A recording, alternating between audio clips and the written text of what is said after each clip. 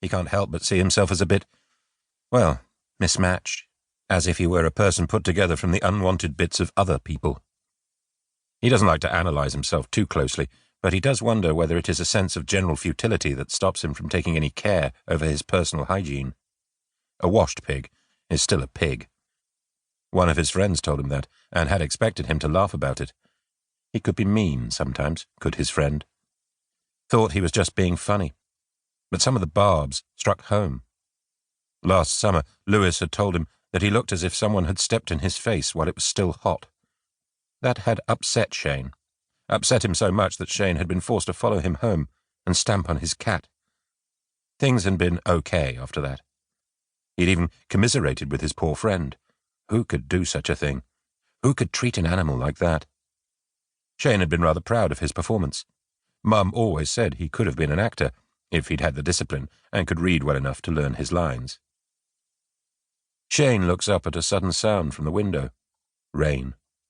Later afternoon rain, hitting the kitchen window. He hadn't noticed the coming of the rain or the darkening of the sky. He has been marvellously indolent today.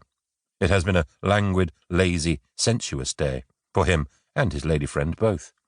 These past days have flowed over one another like a shoal of silvery, slippery fish, a glorious tumult of pleasure.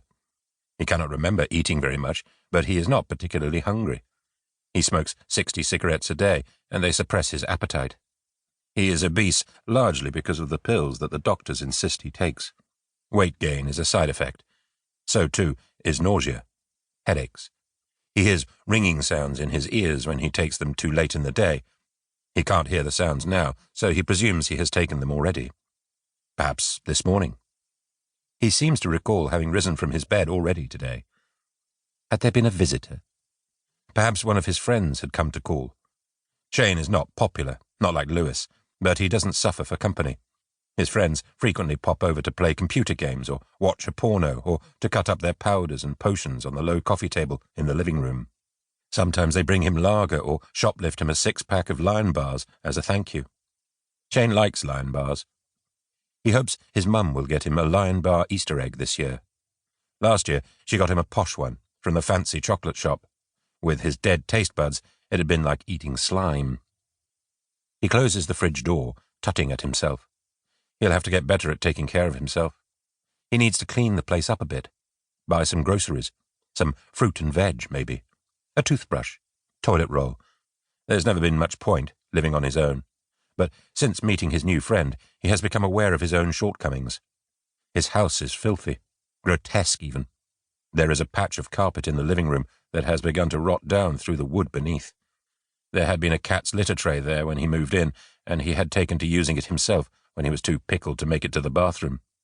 It smells bad.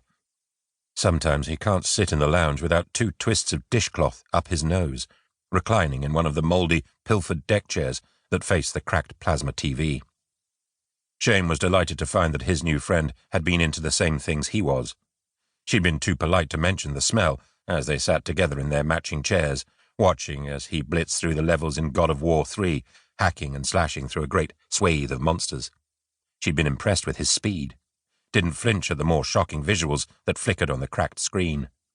Limbs ripped, heads removed, bowels gutted. She had sat and drunk it in. She'd been the same when he slipped the disc into the DVD player. Hadn't offered a word of protest as the screen filled with skin. Shane becomes aware of a new sound, something irritating, just at the edge of his perception. He wonders if it's the rain, coming down harder now, turning to snow, the way it did in January when the world turned white. And then he hears his name. "Mr. Cadbury, this is the police, sir. Could you let us in, please? We really would like to talk to you." Shane is not used to being addressed as Mr. Cadbury. He does not really care for the name. At school, people called him all manner of names, each inspired by some form of chocolate or confection. He has answered to Coco, to Shitcat, Fudge Packer, Willy Wanker. He hopes his girlfriend has heard him being addressed with such respect and reverence. He doesn't mind being her bit of rough, but if they are to have a future together, he will have to become a little more refined. He's quite excited at the prospect. He's always wanted a reason to improve himself. He doesn't know very much about her yet, but he fancies she will object if he continues to wipe his arse on the shower curtain.